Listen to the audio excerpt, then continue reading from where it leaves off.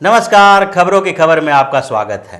जिस तरह से कोरोना वायरस पूरी दुनिया में फैला, उसके बाद ऐसा लग रहा था कि भारत भी इसके प्रकोप से ज़्यादा प्रभावित होगा, यानी भारत में इसका फैलाव तेजी से हो सकता है। जिस तरह से इटली में, स्पेन में और अमेरिका में ये विकसित देश हैं और जहां अपने पूरी व्यवस्थाओं के बावजूद इस वायरस के फैलाव को रोकने में उस तरह से कामयाब नहीं हो पा रहा है जिस तरह से भारत में हो रहा है। भारत समय रहते भारत सरकार ने अलर्ट जारी किया और उसके साथ साथ यहाँ पर व्यवस्थाएं ऐसी की गई जिसके कारण अभी भी कोरोना वायरस का फैलाव उतनी तेजी से नहीं हुआ जितना कि अमेरिका में हुआ। 1.5 लाख से ज़्यादा लोग अमेरिका जैसे महाशक्ति में प्रभावित हैं और 3-4 हजार लोगों की अभी तक मौत हो चुकी है। इटली में भी कुछ ऐसी स्थिति है और स्पेन जैसे देश में भी भयानक स्थिति से गुजर रहे हैं। वो देश में ऐसी स्थिति उत्पन्न हो गई है कि कोरोना वायरस को रोकना सरकार के लिए बहुत भारी पड़ रहा है।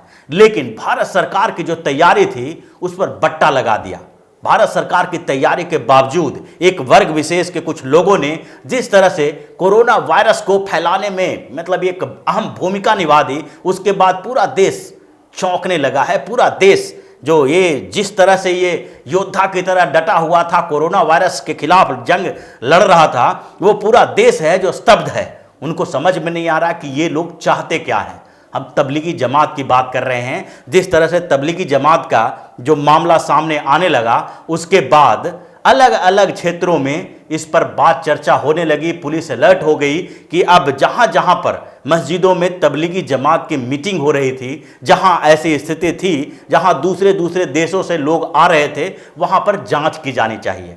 और ये इसमें कोई दो राय नहीं है कि पहले से सरकार ने इन चीज़ों पर सावधानी तो बरती थी, लेकिन जनता का भी एक कर्तव्य होता है, लोगों का भी एक ये जो आधार होता है कि कहीं न कहीं सरकार तभी आपकी मदद कर सकती है जब आप खुद जागरूक हों।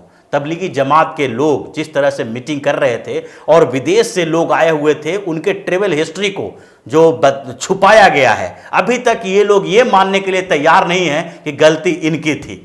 जिस तरह से मीटिंग हो रही थी, उस मीटिंग में के बाद जो लॉकडाउन हुआ और उस समय वो बाहर नहीं जा पाए, ये एक बड़ी चूक हो सकती है। हो सकता है कि इसमें व्यवस्थागत परेशानियां हों और उसके कारण ये लोग बाहर नहीं जा पाए। लेकिन अगर इन लोगों को रुकवाना था, ये लोग एक जगह रुके हुए थे, बैठे हुए थे, तो वैसी स्थिति में इन लोगों का जांच करवाना चाहिए, क्योंकि इनमें बहुत सारे लोग जो थे वो बाहर के थे, विदेश के थे।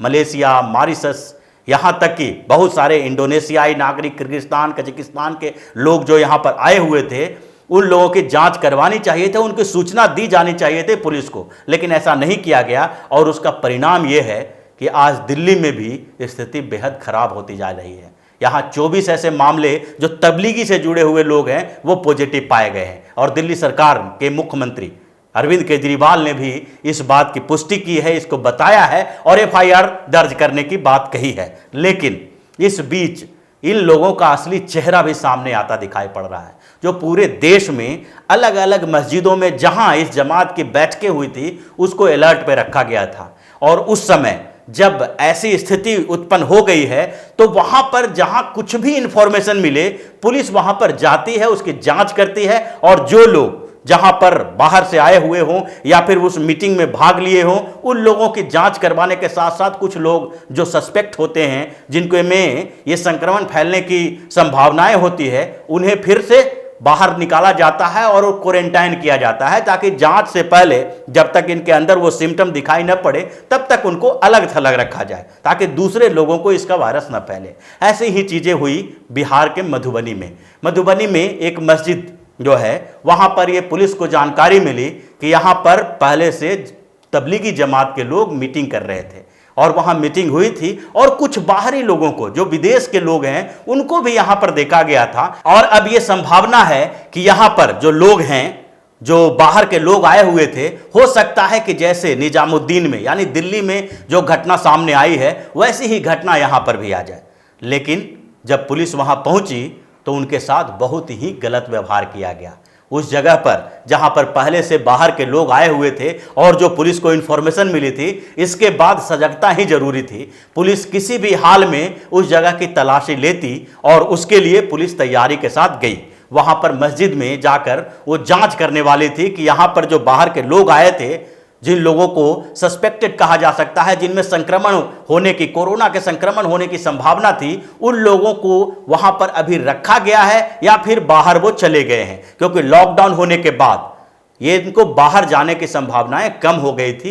किसी तरह से मैनेज करके आसपास में जहां एडजस्ट किया जा सकता था वहां पर सब लोगों ने एडजस्ट किया अपने आप को। और जिस तरह से निजामुद्दीन के पास इतने लोग पकड़े गए, 1000 से ज्यादा लोगों को हिरासत में रखा गया, 24 लोग हैं जो संक्रमित पाए गए, और उसके बाद 6 लोग जो तेलंगाना चले गए थे उनकी मौत हो गई। तो इससे जुड़े लोगों के जो कोरोना वायरस से संक्रमण के मामले आए, उसके बाद अलर्ट होना स्वाभाविक था। और मधुबनी की पुलिस भी इसी तरह से वहां पर जांच करने के लिए गई, क्योंकि वहां पर यह पता चल गया था कि बाहर के लोग, विदेश के लोग उस बैठक में भाग लिए थे। लेकिन आप देखिए इन लोगों का करामात, जो तबलीगी जमात के लोग हैं उनकी बात तो छोड़ ही दें, तबलीगी जमात के समर्थन में आए लोग, जो मस्जिद में जब पुलिस वहां पहुंची तो वहां पर का नज़ारा कुछ और था। आसपास के, जो मस्जिद के आसपास के मुस्लिम एरिया में जो लोग रह रहे थे, वो पुलिस के साथ झड़प करने लगे, पुलिस को वहां जाने से रोकने लगे।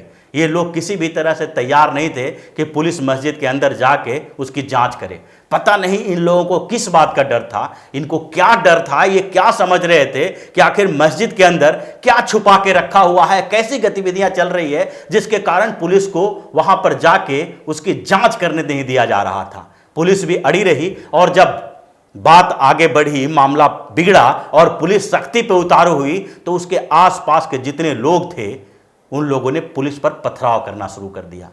पुलिस भी अपने बचाव में थोड़ा, जो जहां तक संभव हो सकता था, पुलिस ने ये सोचा कि हो सकता है कि ये छोटे मोटे पथराव की घटना के बाद भी हम यहां पर लोगों की जांच कर सके, वहां मस्जिद की स्थिति को देख सकें, क्योंकि पत्थर सह लेने से ज्यादा बड़ा खतरा अगर कुछ लोग वहां पर निगेटिव के बदले पॉजिटिव पाए जाते, वहां पर कुछ ऐसे लोग पाए जाते जो कोरोना वायरस से संक्रमित हैं, तो पुलिस जो पत्थर झेल रही थी, जो लोगों का गुस्सा झेल रही थी, उनका परिणाम सही निकलता। वो समझ लेते कि कम से कम हमने ये जो परेशानी झेली है उसका फायदा हो गया। लेकिन इतना ही नहीं हुआ, पुलिस जब इसके बाद भी वहां पर डटी रही और जांच करने पर अड़ गई थी, तो उसके बाद उसके आसपास के कुछ लोगों ने पुलिस पर गोलीबारी शुरू कर दी, और गोलीबारी शुरू करने के बाद पुलिस को खदेड़ना शुरू कर दिया।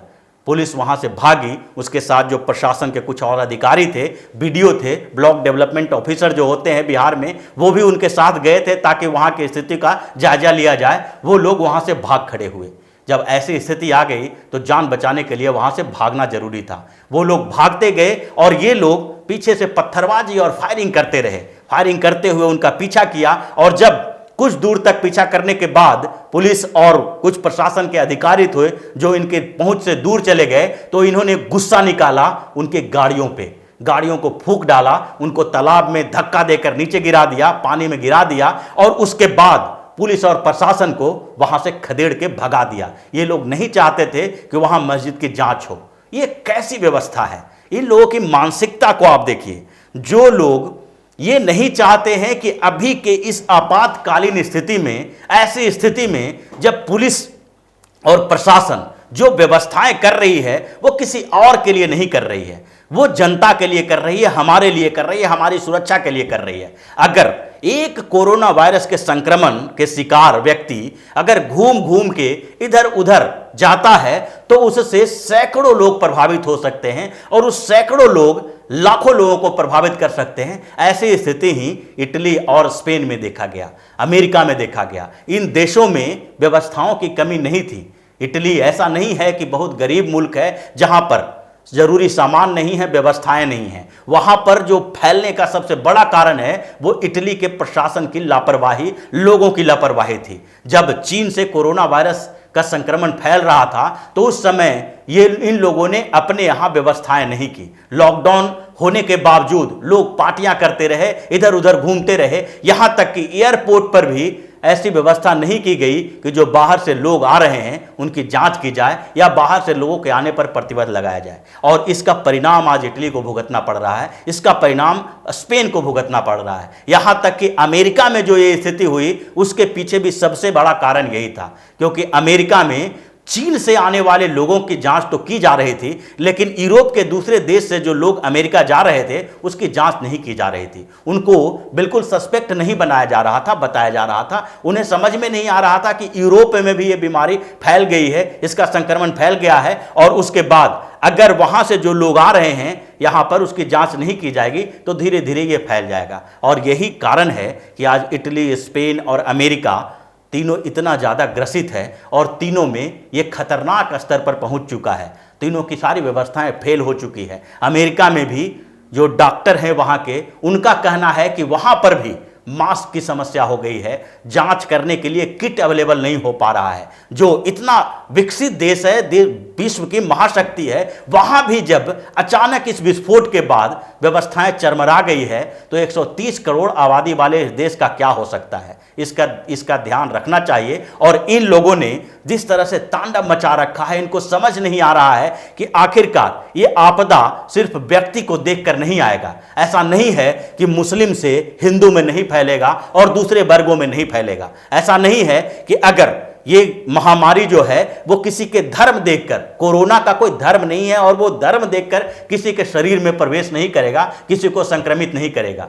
और ऐसी स्थिति में भी जब देश के सारे मंदिर को बंद कर दिया गया है, लेकिन इस समय भी जबकि हिंदू धर्म के कई पर्व त्योहार चल रहे हैं, नवरात्रा चल रहा है, और वैसे स्थिति में भी लोग अपने आप को बिल्कुल अलग थलग करके रखे हुए हैं, कोई त्यौहार नहीं मना रहे हैं। इन लोगों को अपने मस्जिदों में जमात बिठाने की जरूरत पड़ गई है। ये लोग अभी भी सतर्क नहीं हो रहे हैं और इनके जो नेता हैं, इनके जो शीर्ष नेतृत्व है, इनके जो वैसे नेता, जो पॉलिटिकल लीडर हैं, वो वैसी जैसे नेता भी आज चुप बैठे हुए हैं। उनको ये कहने के लिए मन में नहीं आ रहा है विचार कि आखिरकार सीएए, एनआरसी जैसे मुद्दों पर हंगामा करने के बावजूद अगर आज देश के ऊपर ऐसी आपत्ति आई हुई है तो उस समय अपने कम्युनिटी के लोगों को ये संदेश दे सकें कि आप घर में बैठें, सरकार का सहयोग करें और देश से इस आपत्ति को मिटाने में सहयोग करें, ताकि आगे आने वाले समय में आपको इसके लिए जिम्मेदार न ठहराया जाए। लेकिन ऐसा हो नहीं रहा है।